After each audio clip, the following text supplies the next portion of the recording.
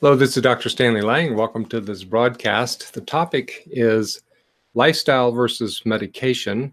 And I'd like to tell you a story about a couple of encounters that I had that caused me to want to share about this concept or this subject today. I saw a patient at the beginning of the day and at the end of the day that were totally different in how they looked, approximately the same age. The first patient was in chronic pain, has been in chronic pain for some time. He has a variety of medical conditions. He has high blood pressure. He has arthritis. And of course, he has the chronic pain issues. Can't move very much, can't exercise very much anymore, even if he wanted to. The second patient is somebody who is in his upper 70s and still is very physically active. He looks physically fit, and he doesn't take any medicines. The first patient is taking several medications to control the conditions that he's dealing with. And I was thinking about this because several years ago, both of these individuals made a decision, a why in the road, so to speak. A decision to go with lifestyle to maintain health or to regain health, or decision to not do that. And the decision not to follow the lifestyle of health is a decision to either die early or be on a lot of medicine to try to keep you propped up. And that's basically the medical model, which does not focus very much on lifestyle. Now, to be fair, doctors do talk about lifestyle. We do talk about exercise and diet some, but we tend to emphasize medications as the solution. That's what medical doctors do. They treat with medicines.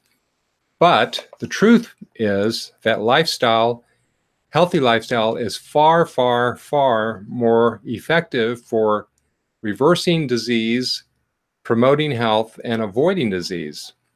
The problem is that it has to be not just a little bit of an effort. It needs to be a whole lifestyle strategy. You don't just do healthy lifestyle a small part of the day, and then the rest of the day follow unhealthy strategies.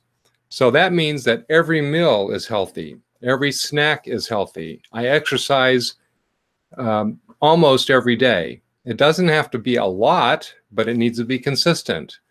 The average person in the programs that I teach can get by very well with just 30 minutes of exercise a day if they know what they're doing.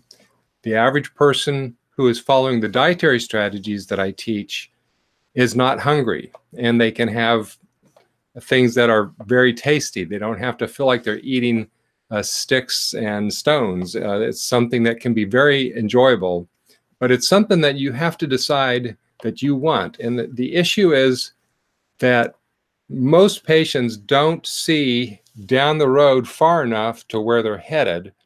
And so if they really knew what it was going to feel like at the end of that road, or not even at the end of the road, but as they approach the last third of that road, if they really knew it was going to feel like, they would be motivated when they had the chance to make the lifestyle choices. But the problem is people don't know what's coming down the pike at them, and they continue to follow lifestyle strategies that promote disease.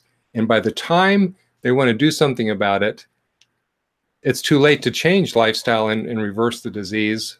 At the very best, at that point, they can just slow down the process. But if you take an approach before you've got lots of issues, you can actually avoid most of these conditions developing in your life with a high degree of probability.